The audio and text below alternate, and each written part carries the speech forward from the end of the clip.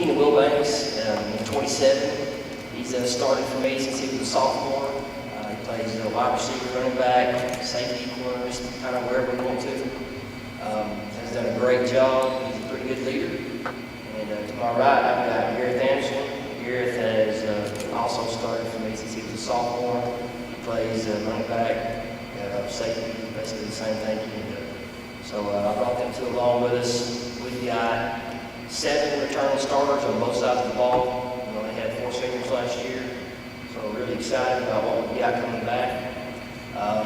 Guys are working really, really hard, dealing with the adversity they've had to deal with. They've handled it better than I probably would have at their age, so I'm really proud of all our guys in the effort. Questions?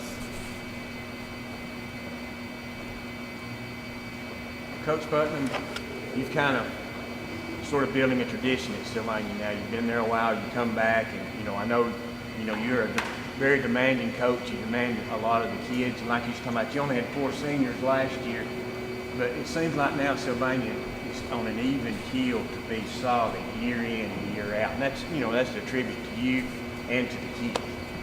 Yes, we really tried to develop a culture and an attitude of hard work and coming in every day and grinding and getting the job done. Sometimes kids, they just don't make it. That's why last year's senior class had 4. Very fortunate this year's senior class. We got 13 guys who stuck it out, and they're pretty hungry. I love being back in Sylvania. I was gone for almost 20 years, but it seems like I never left. It's just a special place to be. For the players, you have 13 seniors. What do you want your legacy to be, especially to these? I see y'all at the Pee Wee games, and they look up to you. What do you want to achieve, and what do you want to leave as a legacy? Well, I don't want it to be about me, ever. I had my time playing a long time ago. I want it to be about these guys and what they want. And we talk about that sometimes. In the history of Sylvania, we've had 3 teams that have won 10 games or more, and they want to be the 4th.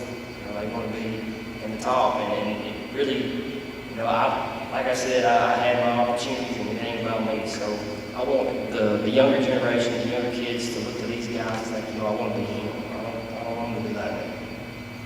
Ken, what do you want to leave? I just want to look after me, want to be like me. Just know how to give everything you got, every play, every rep. I just want all of them like the coaches. Like I've been saying, I want them to look up at me and like, man, he goes full speed every play. I want them to do that.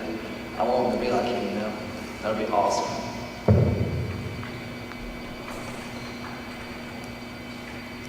Coach, what's 1 or 2 things that you feel like you need to improve on that good 7-4 last year? Get into that a few more wins this year. What are a couple things you got to improve on as a team? We've got to build depth. We've been hampered. Every now and then we'll have a class of 3 or 4 kids, and that's it. So we've got 13 seniors. We've got a good junior class behind them. I think we've got 3 sophomores. So we've got to build depth, because that's what got us at the end of last year. Was we had 2 injuries, and 2 injuries did not need to happen in those places, and we didn't have anybody to fill in. We kind of dropped off so much. So we've got to build depth in order to get to that next level.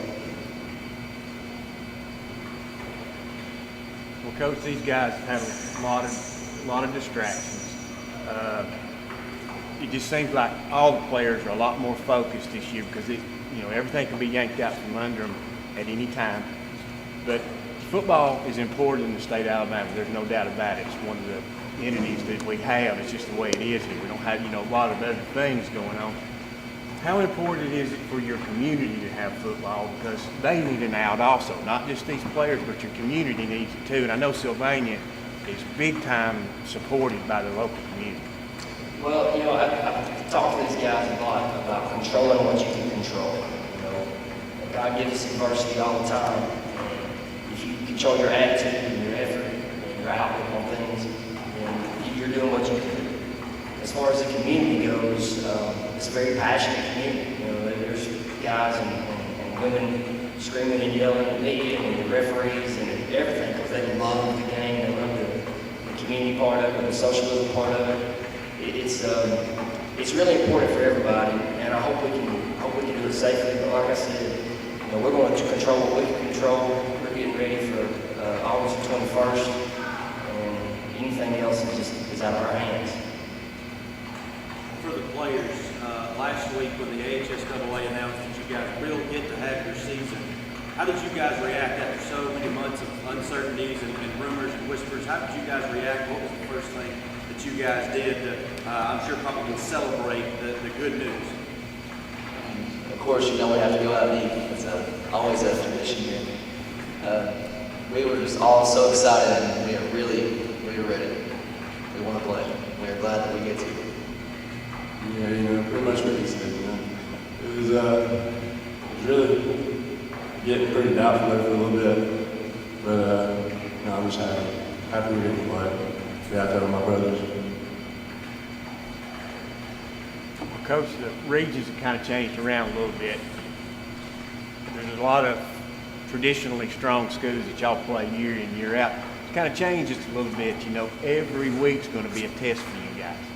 Oh yeah, it's definitely improved. Susan Moore won our region 2 years in a row, so we lost a really good team in our region, but bringing in calls on 5, that kind of increases it even more. So it's going to be really fun. I'm excited about it. I love small town football. I coached in Huntsville for a long time, in 6 and 7A schools, and that small town community feel is not just there because Friday nights I'm saying are electric, especially when it's Sylvania Plainview or Sylvania 5, or just people that are 6-10 miles down the road from each other. It makes it that much more special.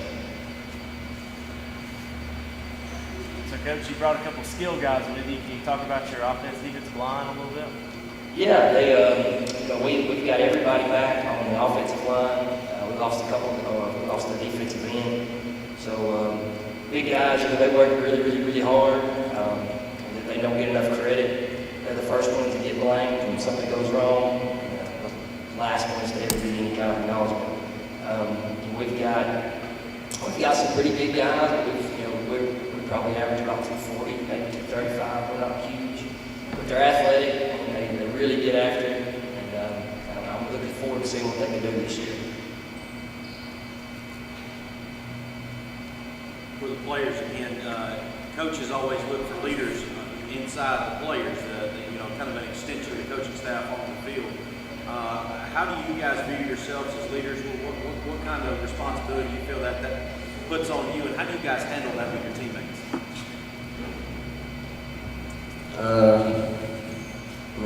I do look at us as the big leaders of the team. It is a lot of responsibility. You got to keep everybody in check, make sure everybody's good.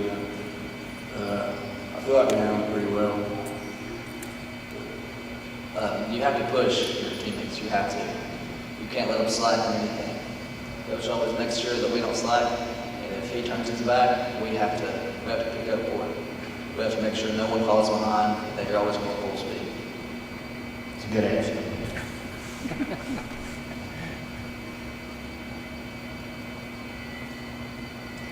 For the players, just kind of continuing on what he asked.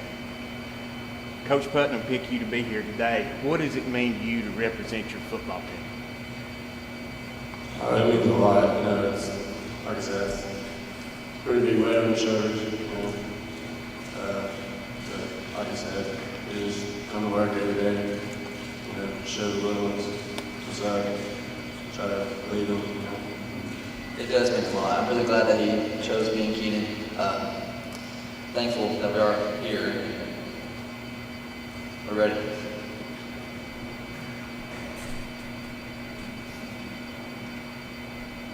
Got time for one more? Anybody? What do the Rams have to do to take the next step in 2020 to get from 7-4 to be better? After coming off a 4-win season just the year before, up to 7, what's the next step now? How do you think? It's execution. Every Friday night we play ourselves. It doesn't matter who's on the other sideline, what team we're playing. You've got to take care of your responsibility and do everything that's required of you to the best of your ability. And I tell my guys, the scoreboard is not your friend. the scoreboard is your enemy. You know, your effort determines what's on the scoreboard. The scoreboard should not determine your effort. So we preach that, we try to live that day in and day out. It's just every play is its own single battle, and if you can win all the battles, you can win the war. So, you know, it's just a process of getting it done. Like we had a lot of underclassmen starting on offensive line. We made some mistakes, and we just got to clean that up and do our jobs.